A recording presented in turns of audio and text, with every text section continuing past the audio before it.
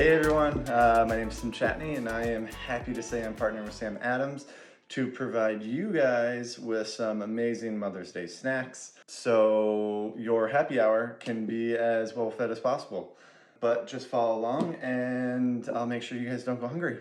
But until then. All right, guys, so the first thing you're going to need are the ingredients. The first thing is crostinis, these nice guys. I just made these recently. Best way to make them is with a baguette or like a pain de mie. Or you can buy them already pre-made. They sell them at Whole Foods in these plastic containers, and you get like 50 or 60 in a little plastic container. Next thing is you're going to need a pear. You can also use apple. I like pear because it's really soft, it's very sweet, it's not as tart. We're going to need some goat cheese. I love Vermont Creamery. They make one of my favorite cheeses in the world called Bijou. And it's this amazing melting cheese. But we're going to use some nice goat cheese for this because it's accessible and easy to get. We're going to need some Arcona almonds. You can use regular almonds, you can use walnuts, you can use pecans, you can use cashews, Brazil nuts, macadamia nuts. You can literally use whatever kind of nut you want. You're going to need a shallot or a red onion. Don't use white onion, it's not going to be as good. Some thyme. You can also use sage or basil or tarragon. You're going to need butter.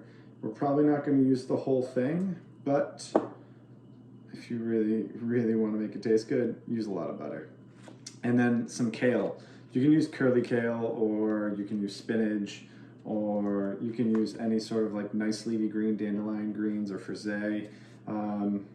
World's your oyster, or the world is your greens. All right, so the first step we're gonna do is we're going to brown our butter. I'm gonna use this whole thing because I'm feeling very quarantine lately and not on a diet. So you're gonna drop that in. You're gonna turn your heat up to high. You're gonna let this start to melt. Once it's melted completely, what we're gonna do is we're gonna add our thyme. If you have some sage, you can throw 3 or 4 leaves in there. And we're gonna clean our shallot up just a little bit. So you're gonna cut the end off, cut the ends like this, peel it. I'm only gonna use half right now. But all you're gonna do is leave the core on, and you're just gonna slice nice and thin. Just like that.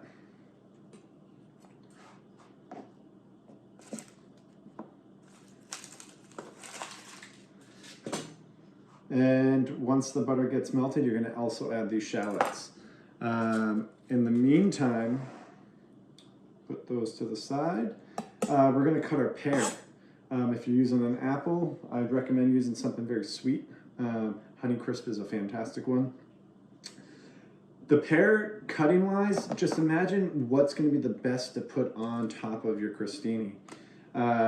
So I'm going to cut them into smaller pieces, only because it's going to be easier to plate and easier to eat. You can cut them into bigger pieces if you want, but I recommend small pieces for now. So I'm going to do just half of it, just to show you guys and give you guys an idea. Don't need to peel it, because the pear skin is fantastic, but be sure to wash your pear. You never know. You just never know. The shallots are pretty strong. Eyes are, whew. All right, so we're gonna take a bowl. We're gonna place our pear in there. Just like that. We're gonna take some of our crumbled goat cheese. I already get it pre-crumbled, so it's nice and easy. We're gonna mix that. I use in about a tablespoon and a half to half a pear. As for our kale, we're going to strip it. So what you do is you take it from the back and you just run your finger down and it'll peel right off, and just leave the stem. The stem's the one thing we don't want. I'm gonna take my kale, I'm gonna bunch it up nice and bunched, and you're just going to slice it very thinly. The thinner you go, the more pleasant the texture is going to be. And I'm going to do 2 quick cuts down this way, just so that they're smaller pieces and you're not pulling a ton of kale out. I'm gonna leave a little bit. All right, butter is completely melted. What we're gonna do is we're gonna add in our thyme and our shallots. We're gonna mix that up, and now we're gonna leave it back on the heat. Keep an eye on it every few seconds, maybe every 10 seconds.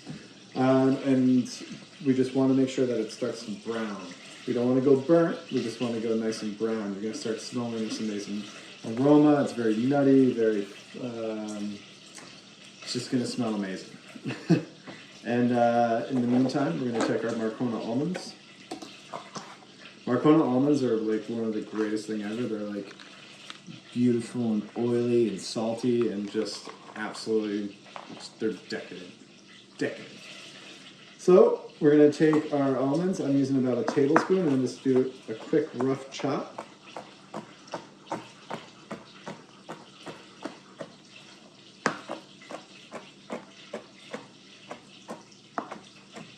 Again, we just want to make sure that when you have a bruschetta, you want to do it in either 1 or 2 bites. So we want to make sure that everything's very easily eaten. And we're going to add that right in with our pear, kale, and goat cheese mixture.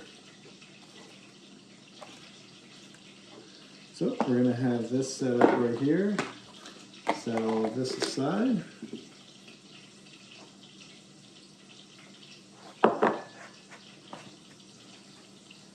And I'm going to grab a spoon. And just do a quick little toss. It's going to start to look a lot like that. Keep an eye on your shallots. This still needs a little bit more time. It still looks just like butter. But you'll start to notice when it starts to brown. Pull ourselves out a plate. We're going to lay down our crostinis like so.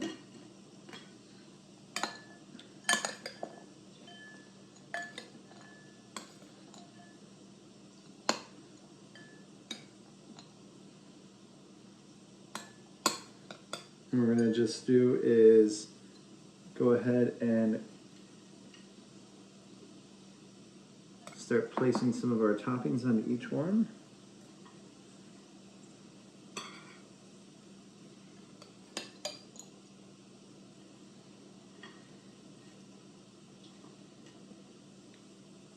And it can get a little messy, but that's okay because all the little extra bits and pieces you can eat yourself.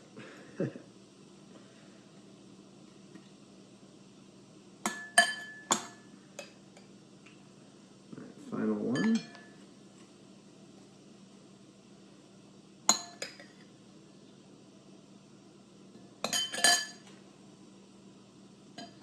Put that aside.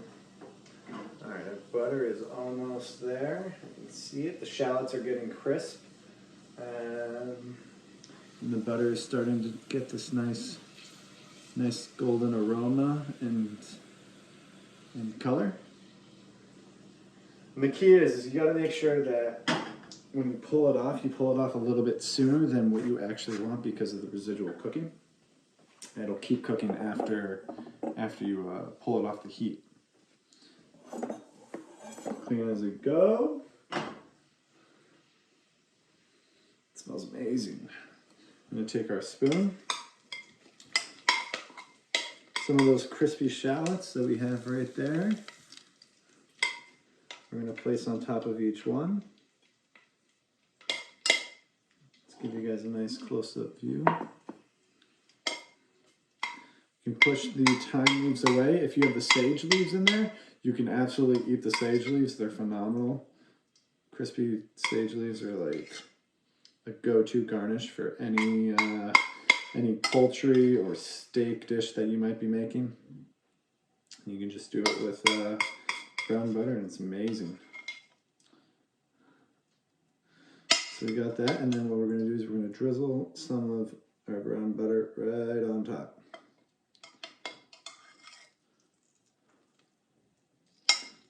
that. That.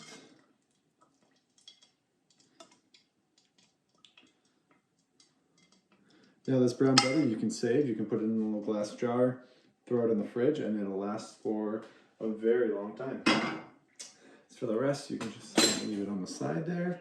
And then the final key component, I'm just taking these cute little red jars I got, and with sea salt. This nice coarse, really, really coarse salt. And we're just gonna do a little bit of sea salt on each one.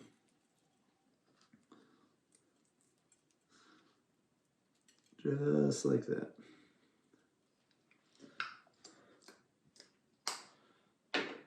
And that's it. This pairs fantastic with beer or white wine, red wine, but I'm actually going to enjoy this with a nice Sam Adams winter ale. And hopefully see you guys some other time. Teach you guys something else quick and easy to make. But until then, take care.